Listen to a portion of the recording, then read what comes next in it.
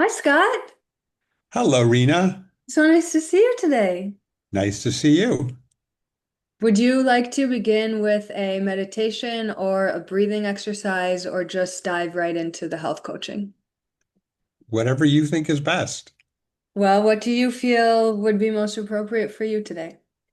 How about a breathing exercise? All right, cool. So let's start with the breathing exercise. Take a moment and get yourself comfortable in your seat. Make any little wiggles that you need. And you can start with your eyes open or closed. We'll take a few deep breaths in through the nose. And open the mouth, let it all go through the mouth. Squeeze the belly, get all the air out. And then again, take a big breath in through the nose. Feel the body being filled up with this new air. And exhale fully, letting go of anything that's not going to serve us for the rest of our time together. And one more big breath in through the nose. And full breath out through the mouth. Squeeze the belly, let it all out, and then breathe normally for a moment. Feel all the parts of your body connecting with a surface below you. And at this point, you can either close your eyes or find a soft gaze. And I Okay. invite, what? Okay. And I invite you to bring one hand to your chest and the other hand to your belly. And through the nose, with the next inhale, feel the lower belly fill up first, and then the middle belly, and then the chest. And then as you exhale, feel the chest fall first, the middle belly come in, and the lower belly come in. We'll do that two more times. Inhale through Okay. the nose, lower belly expands, middle belly expands, chest rises. As you exhale, chest falls first, middle belly comes in, and lower belly comes in. And one more time, inhale through the nose, lower belly expands, middle belly expands, chest rise. And exhale, chest falls first. Middle belly comes in, lower belly comes in. Let all the breath leave the body and then breathe normally. And you can release your hands wherever it's comfortable. Take a moment just to feel the effects of what we've just done. And when you're ready, if your eyes are closed, you can blink them open and just reorient yourself to the space that you're in so you can look around and notice the colors and shapes as you look in one direction and back around through center, go around the other way. And then we'll come back and reorient to our shared space here, noticing colors and shapes in the screen. And I'm wondering if you notice any difference now with how you felt compared to before this breathing exercise. Any answers? Okay. Just feel a little more relaxed. Cool. Awesome. So today we are going to primarily talk about primary foods. And is that a concept you've ever heard of before? Primary colors. Okay, we are going to look at some primary colors. Basically, I'll just explain it and then we'll do an exercise. Okay? Hmm. So the concept of primary food is that it's essentially all the things that nourish us that aren't food. And if you think of like little kids playing, like little kids can play outside all day long, and their parent can go to the window and call them in for dinner, and what might they say? No, Yeah, no, and what's the next thing they would say? I'm having too much fun. Having too much fun, or I'm not hungry. Right. And they're really not hungry because, I mean, physically they're hungry because they probably, when they come inside and go to bed, they'll get in bed and then they'll say, I'm hungry. But at the moment, they're not hungry because they're being nourished by all the play and social interaction that they're having. Is this landing? Hmm. And as we grow up, even someone like you, who's a high-performing professional, you're really passionate about your work, that then becomes primary food that nourishes you. Have you ever gotten into like so much flow with your work that it's similar to the kids you don't even feel hungry? Sometimes Sometimes. But more, it sounds like not always, like you do still listen to your body's cues and you do get hungry. I do. That's good. That's important. A lot of people don't, and then they end up, that's then what could lead to burnout or like overstress or binge eating at the end of the day. So it sounds like those are things you don't really encounter. Um, no, I really try to be mindful of food. Cool. Awesome.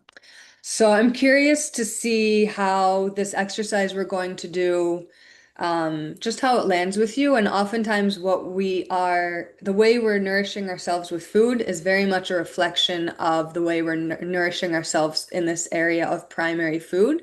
So we'll do a little exercise and it'll be interesting just to see, your reactions to it. Do you have any Okay. questions about primary food at this point? No? Okay. So I'm going to share my screen just to demo the activity before we do it. So here are your primary colors. Like I told you, we were going to get to it. And Hmm. these are essentially the 12 areas of primary food that like are most relevant for most people. But for some people, there's not all of these are relevant, so there is flexibility with this exercise to change some of the names if you want. But the 12 areas are spirituality, creativity, finances, career, education, health, physical activity, home cooking, home environment, relationships, social life, and joy. You could have read those yourself. Um, That's, thank you for reading them. You're welcome. So before we get into this exercise, I'm curious, what might success for you look like in each of these areas?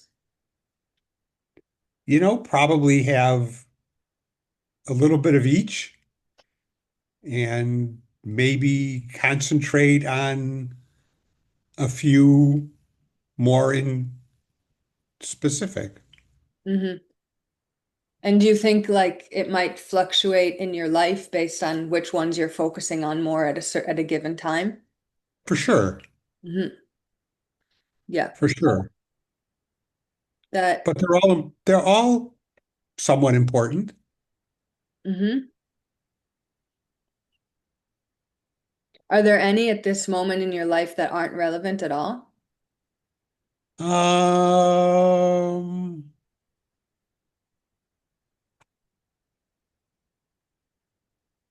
I don't think so. Cool. Okay. Any questions before I explain this exercise? No questions. All right, so I'm going to switch screens now because here we have the interactive circle of life tool. So as you see, I pressed and a dot showed up. Can you see that Hmm. in the home environment category? Uh-huh. So I'll send you the link to this in a moment. And what you're going to do is the periphery of the circle represents satisfaction. And the inside of the circle represents dissatisfaction. So you'll put the dot farther out if you're feeling satisfied or closer in if you're feeling dissatisfied. And you'll do that. I'm just doing this randomly. So you'll do that for each of them. And then when you finish, you press show me my circle and it connects all the dots. Okay. I, Question?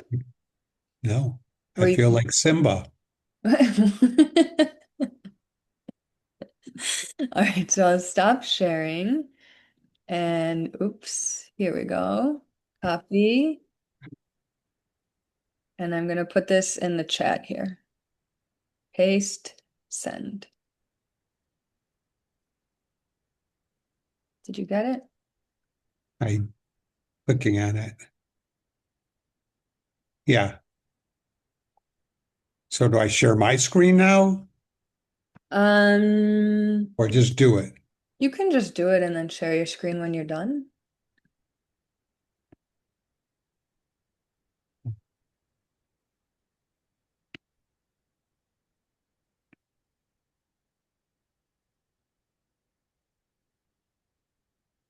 Pop up that came up.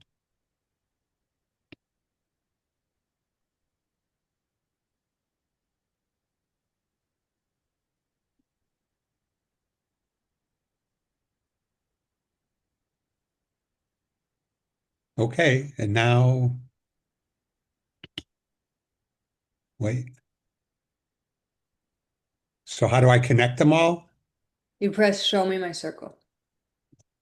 Oh, sorry, it was okay. And now share. I don't, oh, here, share. Send request to turn it on. Allow.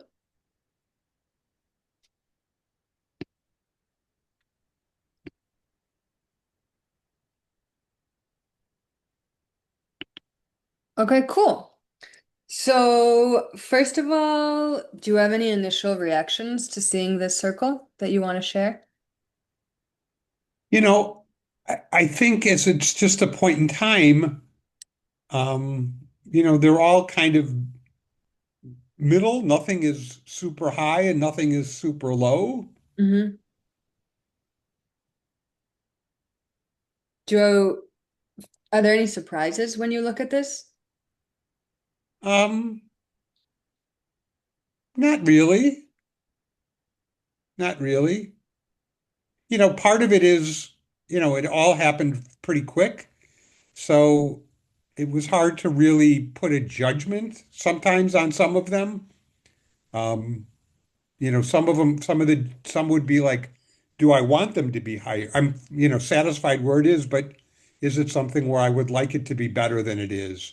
And maybe that would force me to put it a little bit lower. Or is it just the way it is and so be it? What areas do you think you would want to focus most on to improve?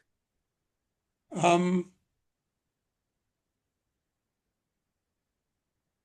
you know, there's a drop in creativity. I don't think of myself as a super creative person, Hmm. but I've been told that in certain ways that I am creative in the areas that I'm good at.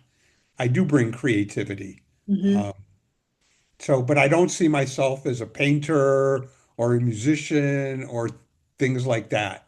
And I would, at some point, I would like to be able to do more of that, but maybe that's just not who I am. How do people see you as creative?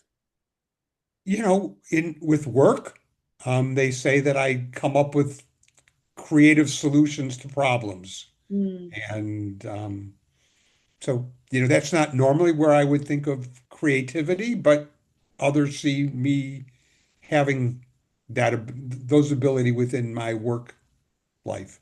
That's so interesting. And when you say that you might at some point want to try painting or being a musician or things like that, can you tell me more about that? I've always loved music and I've never really played it. I mean, when I was little, I would play, I took piano lessons, but it never really took. Wow. Um, and in some ways, I've always not been the greatest with foreign languages. And I think that all of those are kind of related to, a certain part of the brain. Yeah. It sounds like it's not something that's super high on the list of priorities right now to focus on though. No, it's always been one of those things at the back of my mind. Maybe one day, but one day never seems to come. What's stopping you? Time, priorities. So health and physical activity are areas that I have um, really focused on. Mhm. And so those have been, where I've allocated some of my free time to. I've felt that those are easier wins than the creativity. Interesting. Um, are there any other areas that you would most like to improve other than creativity that you mentioned, even though it's not a priority? You know, Education is a broad category. There's more formal education and more informal. And I really try to focus in on learning new things. Um, I try to do more, but I always feel there's so much to learn about. So I would love to, know more about that. Um, Home cooking. Um, my wife does most of the cooking. I used to cook more. Um, and I'm trying to do a little bit more, but it's not something that comes super easy to me. And since she does so much of it, it's not something that's pressing. Mhm. That makes sense.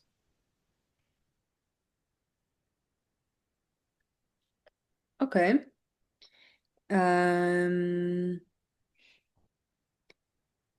so it sounds to me like creativity and education, and arguably home cooking would be the main areas that you're most wanting to improve.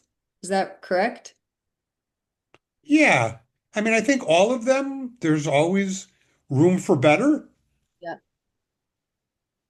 So, I certainly wouldn't want to ignore any. I don't think that any area, no area is off the chart. Hmm. That makes sense. So in any of these areas, how could you make space for some of the changes that you desire?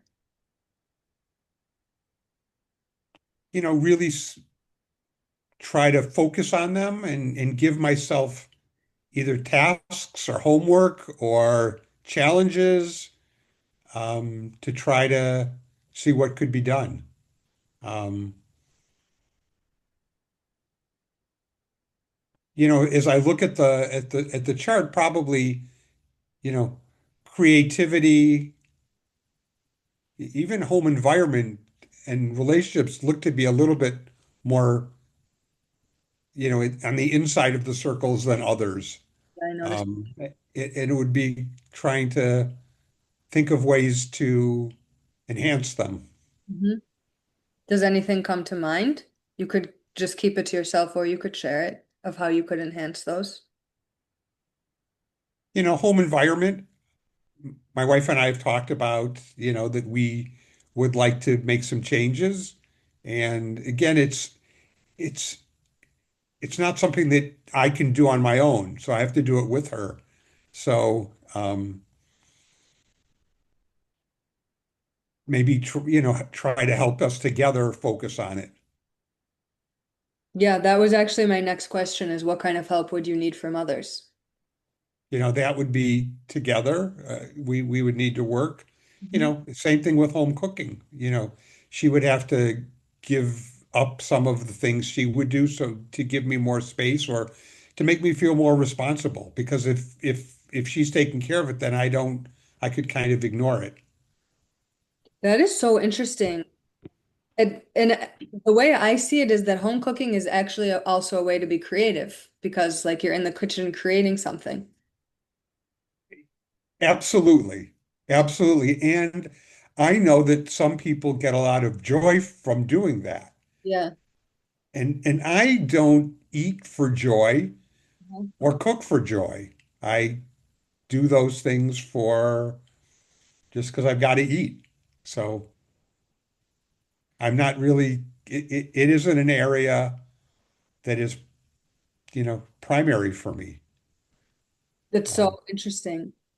It's so interesting that it's come up as like this connection between home cooking and creativity and home environment.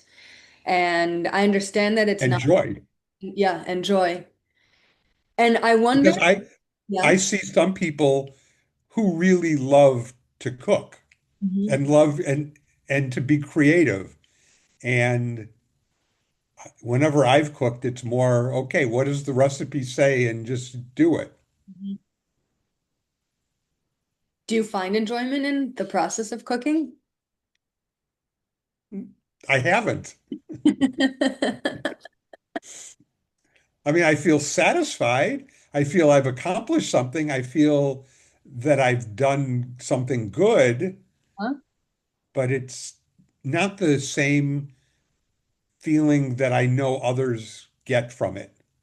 But that's still positive to feel satisfied, accomplished, like you've done something worthwhile.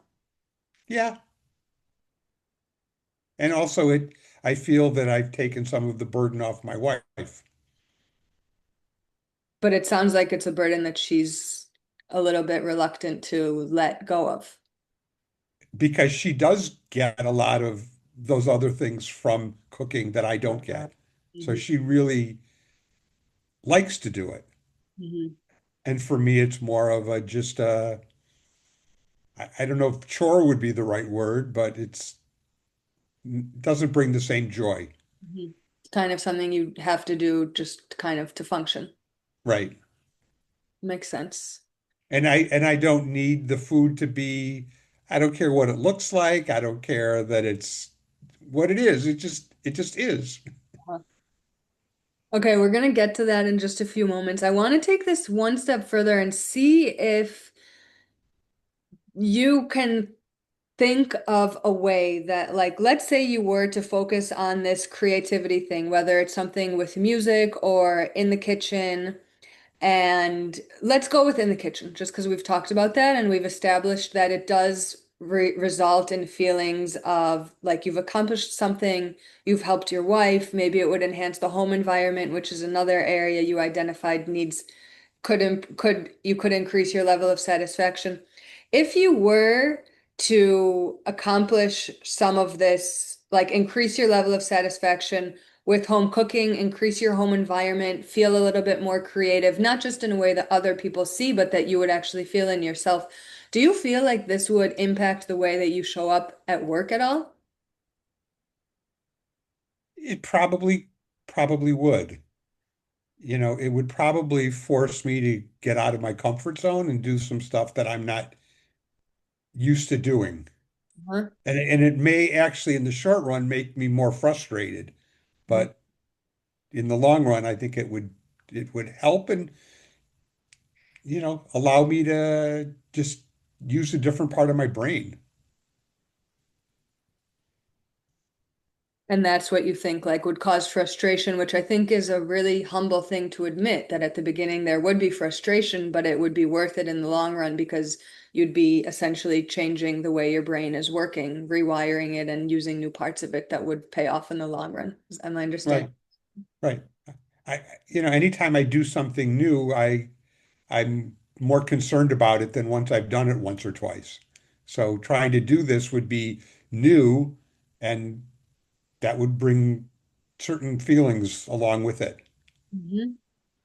And do you feel like you have tools in your toolkit for navigating those feelings of frustrations when they would come up? Yeah, I think so. I think so. It would, but I'm not saying it wouldn't be challenging. It might be frustrating. It might be upsetting. Um, but I think I could do it, and then I would probably feel better about it once I accomplished what it was that I set out to do. I believe that that would be the case too. Maybe you'll be able to help me. Maybe I would love to. And one of the, if we were to continue working together, one of this tool of the Circle of Life, I actually use with clients every 3 months, so that it's not just a point in time, but it's actually a marker to be able to check what areas are increasing in satisfaction. Are there any areas that are de decreasing in satisfaction? And over time, which areas maybe stay the same? Hmm. Any final things that you want to share about the Circle of Life? No, I think it's interesting to hear that you do it over time, quarterly. I think that would be good. And, it's also, I would think that my own thinking about these things over those time periods would play into how I grade them, different than what I just did now, doing it kind of spontaneously.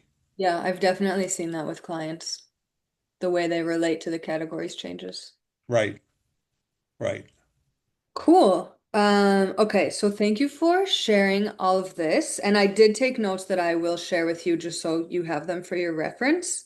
Um, I just want to take a moment here because you touched on food and mentioning that like you don't care about what the plate looks like.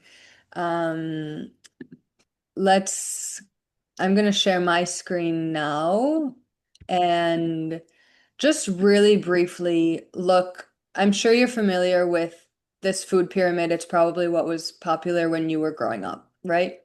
Hmm. And I'm sure, like, we're not going to get into it too much, but just to jog our memory, here it is.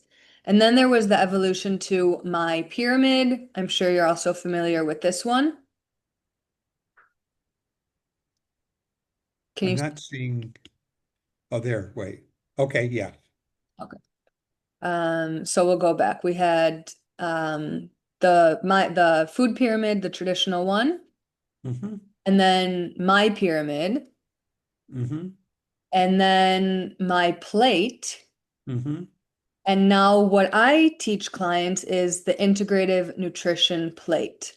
Oh, And so I just am curious based on like we could do a whole like with clients I do a whole session just on this plate. So we're just going to do a little intro here right now, but I'm curious like what are your reactions to seeing it and how does it relate to the way you currently think about putting a meal together? I think it makes a lot of sense. Um, ooh, excuse me. Some of the things are what you want to be eating, but then I also think of like, what am I trying to avoid? And I'm not sure how that fits in. Um, but what don't I want to eat? And maybe this doesn't even show that. Maybe, the fats and oils, I know there's some that are good and some that aren't so good. Maybe that's where the situation that I'm thinking about goes. But I don't always, the stuff on the outer rim, I don't always think about in terms of a meal. I Mhm. will be honest. Yeah, and it's really like it's here on the plate just to remind us about that concept of primary food. Hmm. These things are nourishing us just as much as the food we eat. Hmm. And to answer your question about avoiding things, like generally the approach that I take when I'm working with clients is that there's no good food or bad food. And this gets into the final principle, bio-individuality, that everybody has the food that works for them. And that it's less about of like restricting food and more about what we call crowding out. So focusing on eating the things that are written here, and then the things that are less healthy just naturally are crowded out. And in longer term programs with clients, then I get more into the details of what are healthy fats, what are unhealthy fats, how much sugar should we be eating, which isn't talked about here. What about dairy that's not mentioned on here? So those would all be just uh, more in-depth conversations. Okay, that Uh, makes sense. yeah. Do you have any final questions or reactions to seeing the integrative nutrition plate right now? Only that there's a fork and not a knife or a spoon or chopsticks. That is an interesting observation. I think Okay. part of it's just the graphic design of it, but the Hmm. fork definitely is hinting at a just cultural norm. Hmm. Yeah. And then, so I'll stop sharing my screen and just mention I shared about bioindividuality. So I said, just so we're on the same page about it, one person's food is another person's poison. Every food affects individuals differently, and that's why there's some inherent vagueness to the plate. Number two, there's no one size fits all diet and nutrition, but improving gut health through basic food and lifestyle techniques is crucial to our overall health, which is pretty much what we've talked about today. Right. There are many factors that affect the risk of obesity and digestive disorders. Blood sugar regulation and microbiome diversity are key. And that gets into more, like I said, some of the more in-depth conversations that we're not going to get into today. But um, Okay. does that like generally, as a general concept, does it make sense? Yes, very much so. I Cool. mean, there's a lot more to obviously to dive into. This is very cursory, but yeah, it makes sense. Yeah, and that's really like just this initial session just for you to get an understanding of really the philosophical principles of this work. And then the longer term programs that I do really take this information and take it from the head and put it into the body to make it Mhm. for sustainable well-being. Great. Cool. Any final things before we say goodbye? No, very interesting, very seems like something that could really be dug deeper into. You broke up a little bit. Can you say it again? It seems like something that could be deeper into a lot of different things. Definitely. Definitely. Well, thank you so much. It's been a pleasure. Thank you.